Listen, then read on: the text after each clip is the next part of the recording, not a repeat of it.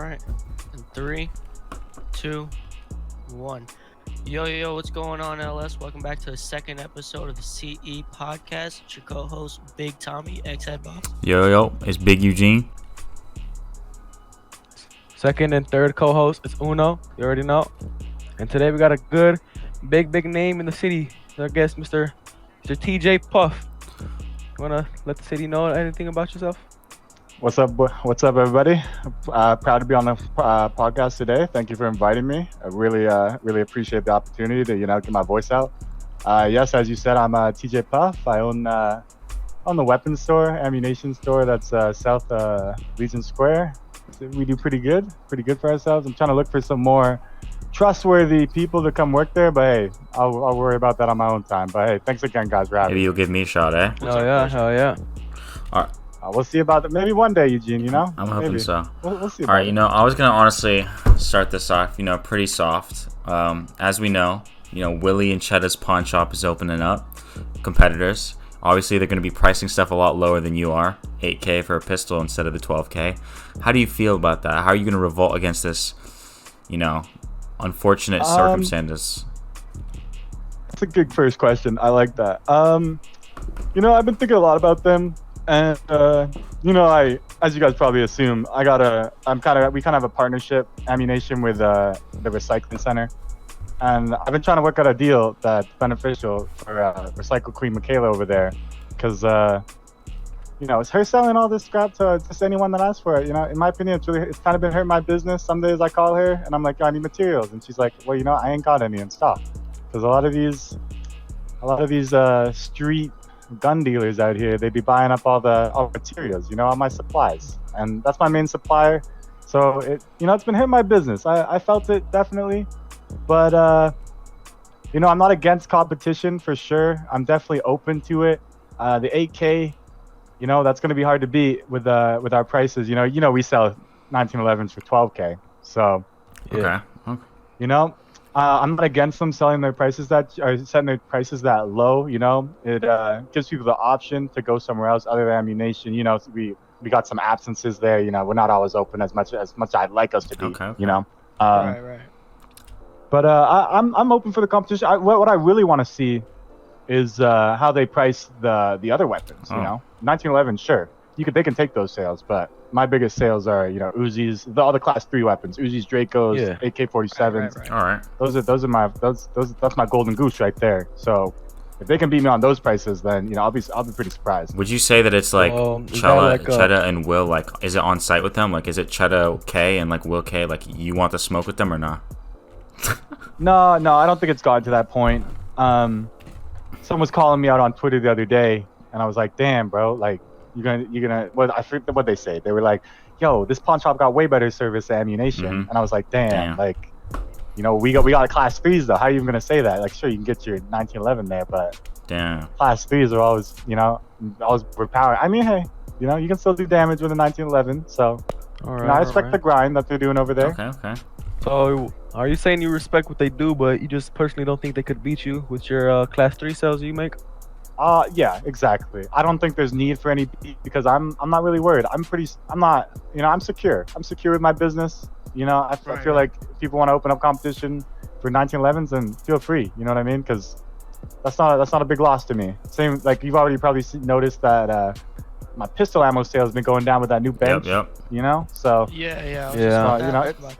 it's something that I've already kind of been dealing with. Okay. Right. All right. Tommy, you got a question? Are you? Oh no, God. Are you telling us that weapon bench is doing more damage than Will and Chedda? That they ain't even a competition? Is that what you're saying? No, to be honest, the ammo that we made before that weapon bench was found, I didn't even know about it, but I heard about it through the grapevine, and I started making my ammo there too. Okay. So my market, I'm saving just like everybody else is saving. And you know what, Danny's? Right.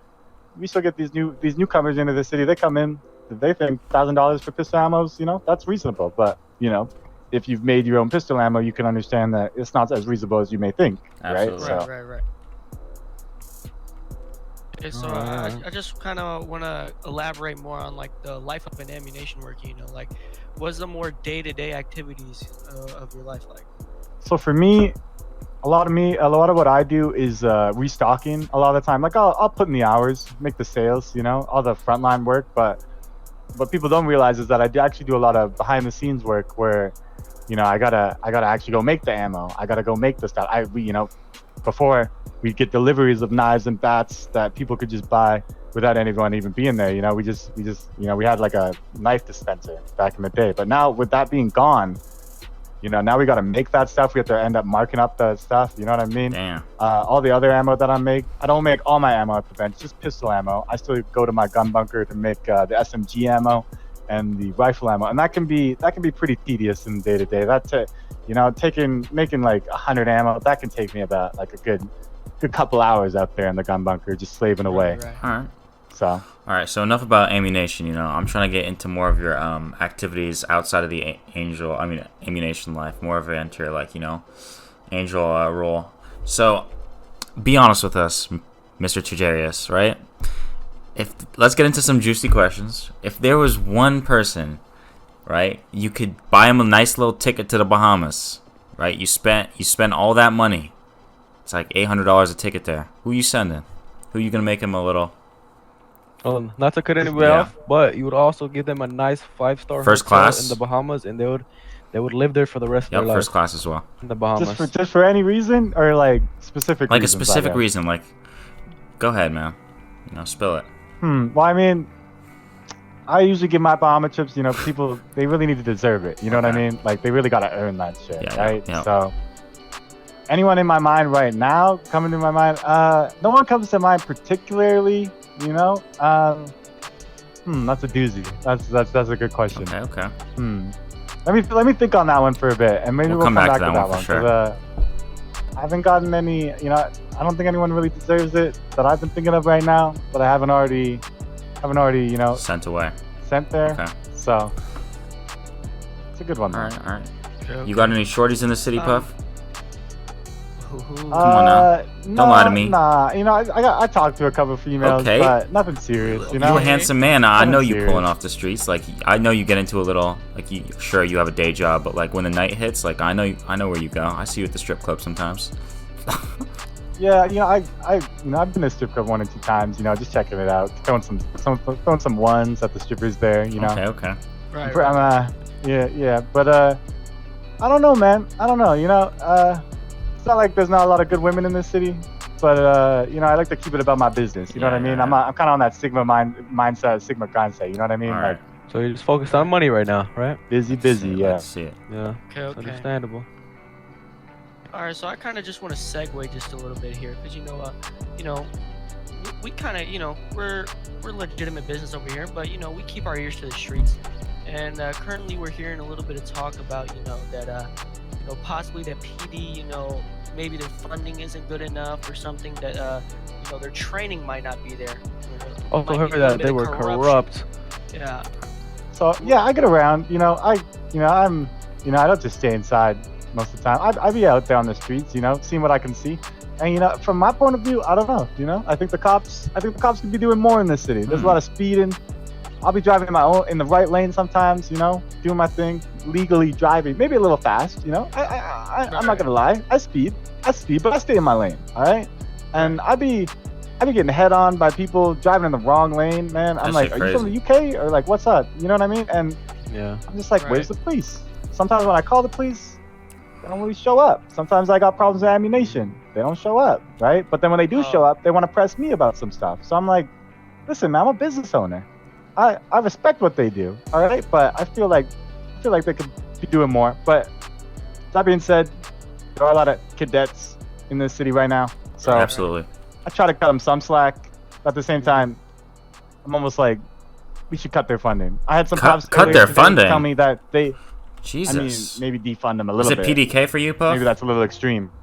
PDK, nah, I don't think it's gotten there yet. It's more just verbal altercations that we had, but Right. that's for now. I mean, kill I'm not their saying that things emotions. might escalate. All right. Yeah. I mean, Sorry. me personally, I've already had to buy like 10 new cars now from just being told that people can't drive around the city. Oh yeah, absolutely. Yeah. I mean, I understand where you're coming from, because I have a few lawsuits that I have won against the LSPD. They are on some bullshit sometimes. But speaking of, I heard you say cadets and all that. For a long time, the city was, you know, I always see the same people around the streets, and then these last few, I'd say, weeks in the city have been getting the lines onto the planes into the city of Los Santos. Has been real, like some thick lines lately. How do you, feel about all the newcomers into the city? Mm-hmm. I think it's good. I think that with all the new people coming in, that it's making a difference. It's making the people that are already here realize that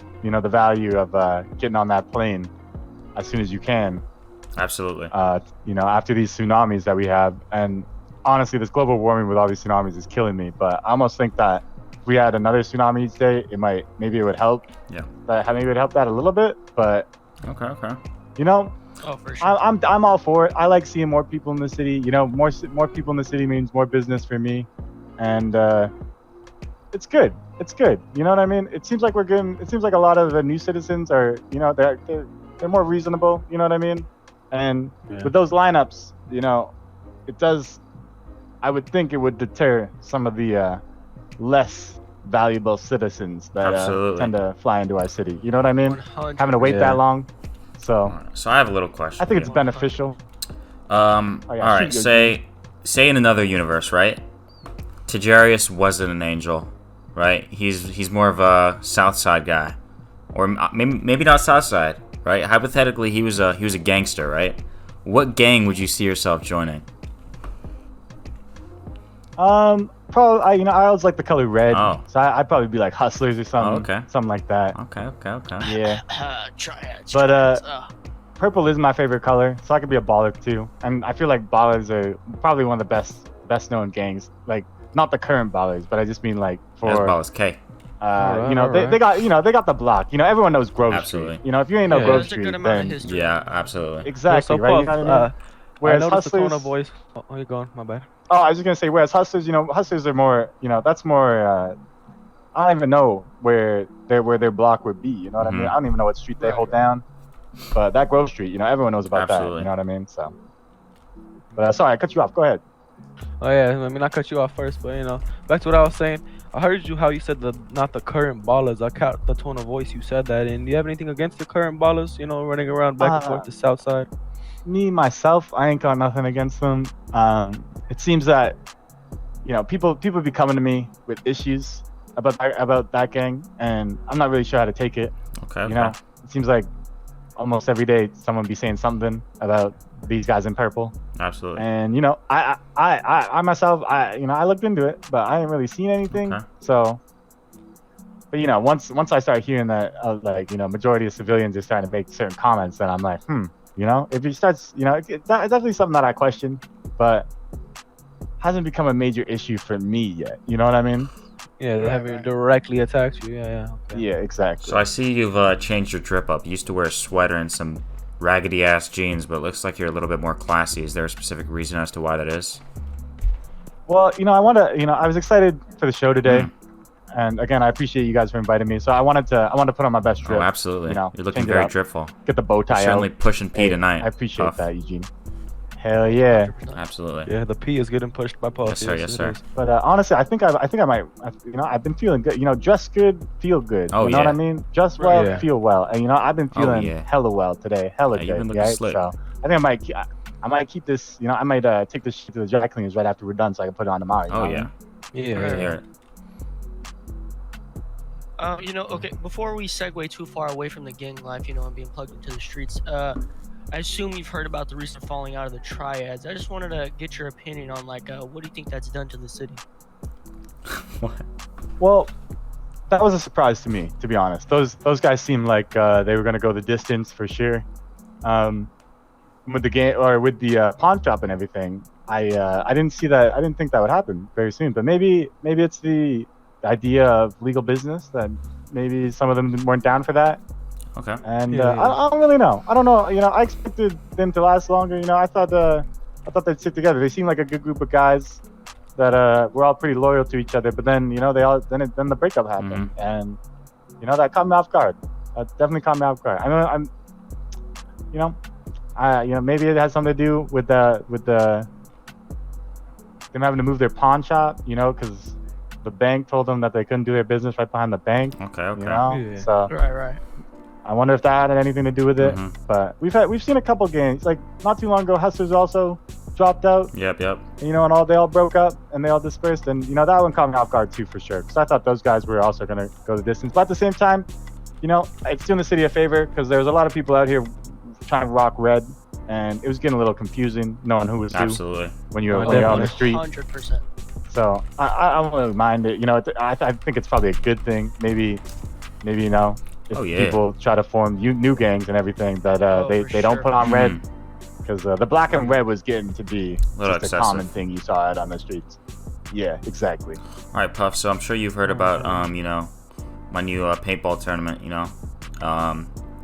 Yes, I yeah, have. absolutely. What's your opinions on that? Are you proud that you see someone bringing a little bit of a competitive sport type of scene in the city? Do you think it's bad? I mean, I've talked to some Angels. You know, they think it's not the best idea. But I'm curious as to what your standpoint is on it. I think it's a great idea, to be honest. We've had that Maze Bank, you know, it got renovated about a month ago, and no one's used it yet. No one's really been using it. So I think it would be good to put that area to use. And you know me, you asked me to sponsor you, and you know I'm all down for that. You know, I'm happy to be there. Yep. Happy if I can get the Ammunition name out there. Absolutely. And I think it'll be good. I think people will really be excited for that type of thing. Yep. And yeah, you know, I'm excited to see who wins. I'm excited to see who comes out on top. Absolutely. So am I. All right. Well, you guys got any final questions for Puff? We're hitting the 15-minute mark. All right. So, Mr. Professor, I wanted to ask you how we're talking about, you know, what you do behind the scenes and, you know, face to face with the ammunition job and all that. You know, when you hear the name Puff, a lot of people in the city know of you, but I feel like, you know, you aren't really out on the streets a lot. You know, when you're not working at ammunition, is there any like specific things you like to, you know, get done in the city?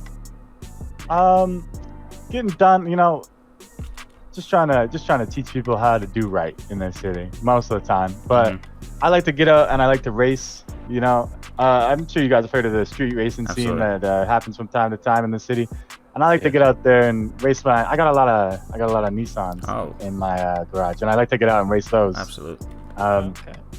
But you know, I haven't been able to get to the race scene as much as I'd like lately, so my skills are kind of falling off. You know what I mean? And I tend to zip around from place to place, not really in my vehicles. You know what I mean? So that really has been affecting my ability to drive. Okay. One of my best cars that one of my favorite and best cars that I drove.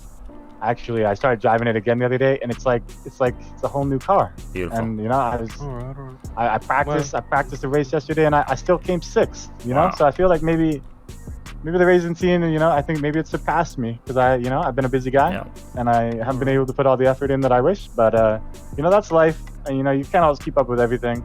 You know, you got to pick and choose what you can do. So. All right. Hey Puff, you know, the city actually, I see different types of cars all over the streets. You know, last question maybe. I don't know if they have any, but this is the last one for me. I want to ask you, have any like particular favorite vehicle, you know, that's in this city currently? I got a special custom 370 that I really like to drive. It just it sticks to the road and so nicely around these corners. But top speed ain't really there. Can I take a guess? What car would I want? Is it the R35? The R35. That's actually what I was gonna bring up. Yeah, that is. I've been looking at that car. That one's. It's pretty good. Pretty good contender in the races. Absolutely. I love how it feels, to be honest. Right. I just haven't been able to get my hands on one myself. Okay. All right. Well, I think that's it for us today, Puff. You have any final words? Any shout outs you want to make? Anything? I just want to say thank you for inviting me on the podcast again. You know, I feel grateful and honored to be here. And you know, for episode 2. And you know, I'm looking forward to your paintball competition because I think I might try to set something up where maybe, you know, I host it or something. You know, maybe get some good camera angles for there. You know, along with the sponsor. Oh yeah, I was going to talk to you about that. We'll talk. We'll talk. Yeah, we'll talk later about that, Eugene. That sounds good. All right, well, 100%. Tom, you want to wrap it up? Yeah, well, I just want to say, you know, thank you for coming out. It was a pleasure talking to you. You know, we don't get very many opportunities to have people of your caliber up in here, so it's a pleasure for all of us. Yep. Anytime. Thanks for having me again. All right. No problem. Well, again, thank you, LS. This was second episode. We'll catch you next time on the third All one. right.